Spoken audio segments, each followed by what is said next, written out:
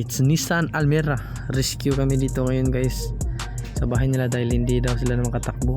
Hindi makashift into drive, no? As you can see dyan, ginagalaw-galaw ni Papa yung kable dyan into parking neutral drive. So hindi talaga, nanatili lang yung parking guys. So alam na yan.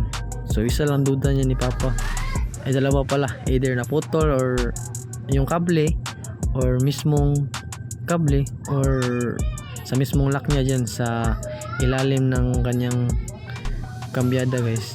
So baka binaklas niya namin. So yun, nakita nga sa may ilalim lang pala ng kuan, sa may ilalim lang pala ng shift guys. So hindi pala totally yung cable na putol. So ginawa niya namin ng paraan guys, so para masulbad yung problema kasi nalakat pa daw nung mayari dyan. So yun, dinalit-dalian niya ni Papa kung anong gagawin niya yan.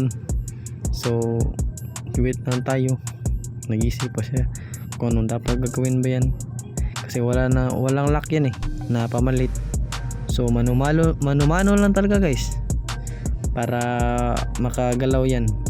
So yun nakakita na ng paraan. So nilagyan na ni Papa ng alambre yan, napakahigpit yan guys. Hinigpitan niya ng maigi yan para hindi na yan matanggal dyan sa mismong shift niya guys. So testing natin kung gagana ba. Let's see. So yun, zoom in natin, reverse, neutral, drive, 2 gear, first gear. So yun, gumagana lahat yung drive. So neutral. So yun, another successful rescue na naman.